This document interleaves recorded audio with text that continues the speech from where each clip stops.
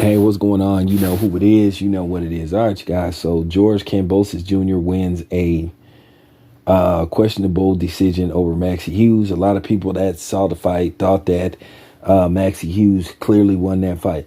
Listen, you guys. I'm not finna. I'm not finna sugarcoat this situation. I'm just gonna be blunt with you guys. At the end of the day, where you have a unknown fighter who basically nobody ever heard of, and he's getting the opportunity of a lifetime. The opportunity of a lifetime is just much more than getting the fight itself. Basically, you got to go in there and try to like knock the dude out, or just flat out dominate to the point to where basically you can't even remotely justify, losing a decision. The problem is with Maxie Hughes, he didn't have any real punching power. Even though it appears that he landed more shots and he was out boxing Kambosos Jr., Kambosos Jr. still just kept coming. He still kept coming. Kambosos Jr. still kept fighting. And that's the problem. At the end of the day, I think they need some kind of system. But that's the problem. They don't have a system. And some people believe by them not having a system on how they score fights basically helps them come up with the best decision possible. But then you keep having these type of situations. I've seen this so many times. You saw this a while back with Sandor Martin and Teofimo Lopez, where a lot of people thought that Teofimo Lopez lost that fight. Now you have this fight with Maxie Hughes and George Kambosos Jr., where you can say that Maxie Hughes did enough to win the fight and he didn't get the nod.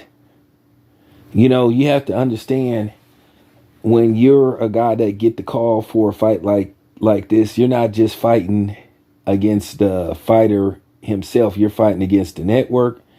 No matter how fair the network try to be, you fighting against the promoters. You fighting against the judges. So you have to go in there with this mentality that I'm going to win every second of every 3-minute round and win every round of this 12-round fight. You have to have this mentality. I'm going to put him on his ass a couple of times as well, or try to get this guy out of here. Sometimes you don't want to leave it in the hands of the judges. I thought that Maxie Hughes fought very well, but you could just tell by watching the fight, you already knew, even though I already knew the outcome because I'd already listened to other people break down the fight. Just watching the fight as a whole, I was just saying, okay, I already know why they're going to give George Kambosos Jr. the nod. Now, is it fair? Absolutely not. But boxing has a system. And right about now, George Kambosos Jr. has a name, even in two back-to-back defeats. He was a former champion. So he still has a name. He still has name value. So due to the fact that he got the nod today, he still has name value. So, there's Shakur Stevenson out there for him. There's Sandor Martin. There's Jermaine Ortiz. So there's a lot of, work out there for George Kambosos Jr. He just signed with Top Rank. He's the popular guy, when it comes to that fight. Even though he's not from the States, he's more popular than Maxie Hughes. I'm sorry, you guys. I know you guys are going to say, hey, that's not fair. But, life is not fair. And that's been proven time and time again.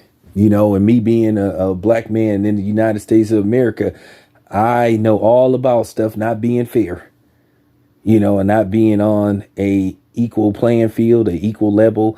Yeah, I know that, up close and personal. So, yeah, should Maxie Hughes that got the nod? In all likelihood, from the eye test, it looks like he won the fight. how can I say this?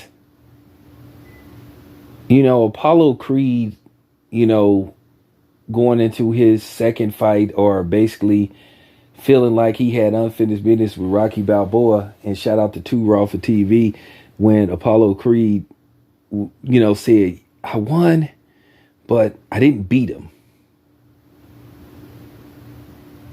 It's like, in all likelihood, with Maxie Hughes, he outboxed George Kambosos, but in the eyes of the judges, he didn't dominate.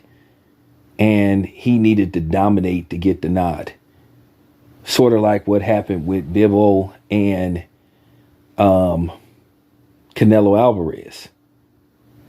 Even though they was on the verge of trying to plot against Bivol and screw him against Canelo, he dominated the fight to a point to where the judges had no choice but to give him the nod. And I think they had him winning 7-5, which I thought was absurd. It was clearly worst case scenario, 8-4 in favor of Bivol, and maybe best case scenario, some people said they had Bivol winning like anywhere from 9 to 10 rounds versus Canelo. So unfortunately, that's just the sad part of boxing, and I'm just telling you guys the truth. I'm not finna be politically correct. You know, when you get the opportunity, or when you get the call for fights like these, especially if you from across the water, you have to go in there with the mentality that I'm gonna go in there and I'm gonna try to take this dude's head off. So that's what he failed to do, and that's in all likelihood why he didn't get the nod. And I say this again, yes, it's unfortunate. Yes, it's not fair, but I just want you guys to have a clear understanding of what goes on in boxing. This happens all the time. This could possibly happen on Tuesday with Nanu and Steve Fulton, where Steve Fulton could fight exactly like Maxie Hughes, and Nanu fight like Kambosos Jr., but due to the fact they fighting in Japan, you know, and this is Nanu the monster's home turf, his home soil, his home country, they may go with him unless Steve Fulton drops Nanu multiple times. So, you know, we'll see what happens Tuesday, but I'm just giving you guys a breakdown. So there you have it. Thank you for listening. Let me know what you think. This is your boy Tam Biz. I'm out.